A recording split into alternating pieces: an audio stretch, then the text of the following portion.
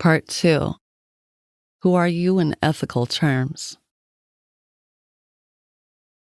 Today, what are the more positive aspects you find in the world? Solidarity has become institutionalized as being virtuous. And the same with charity. All over the world, more and more people are joyfully engaged in helping their neighbor in a spirit of selflessness. They support and encourage the elderly, children in need, youth at risk, and men and women whose lack of wisdom or the wheel of fortune have thrown into the ditch.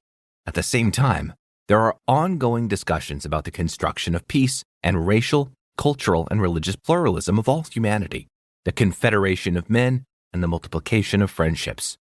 How to ensure that every person has sufficient assets for his or her needs? That is a romantic outlook.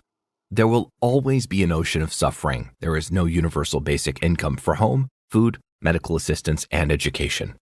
From an ethical point of view, what are the main causes of conflicts among humanity?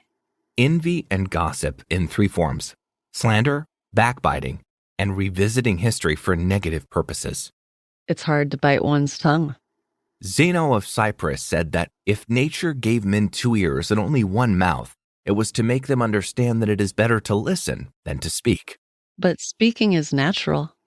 It is a divine gift that must not be used to cause injury.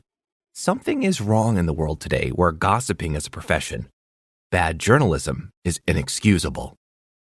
Someone approaches you and tries to give you malicious information about a third party. Do you hear him out? The right thing to do is politely refuse to listen by changing the subject. How do you react to slander? As a rule, I merely express disdain for slanderers. When an act of slander is not accepted by the victim, it continues to be a burden on the author. I react with ferocity only when slander is linked to stupidity. What do you mean?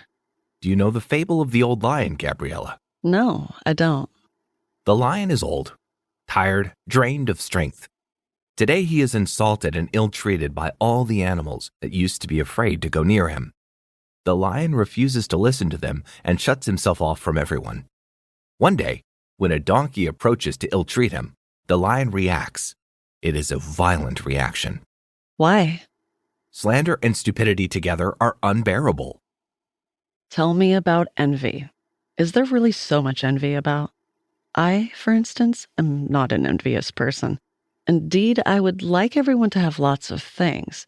Maybe then I can enjoy what they have in a spirit of joy and camaraderie. The Talmud says that with few exceptions, human beings are envious of everyone, except their children and the disciples. Only those who do not exist are not envied or criticized. My advice to you, Gabriella, is to be discreet. I am. I love the story of the serpent and the glowworm. The glowworm asks the serpent why she is going to him, as he is not part of his food chain. The serpent replies that it is because he glows. I see. Discretion is the best course. The greater our reputation, the more luscious the jewelry and the consort we display, the more violent will be all the actions against us by those who are envious. What is the nature of an envious person, David? Such a person has a savage soul. He has no peace of mind, for his heart is full of hatred. He is a vampire who invests his energy in ensuring others do not succeed. Of all the envious people, which are the worst? The poor. They are absolutely intolerable. If they can, they will tear to pieces those when they envy. Surely an envious person may stop being envious. Men are not stones. They can regenerate.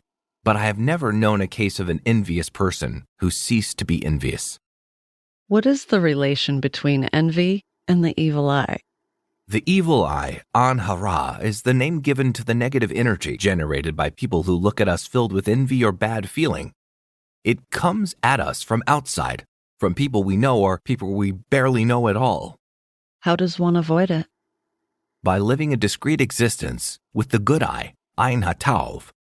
We should increase the positive energy around us, doing good deeds and watching what we say. What we say is sacred. Can a discreet person also be the target of evil?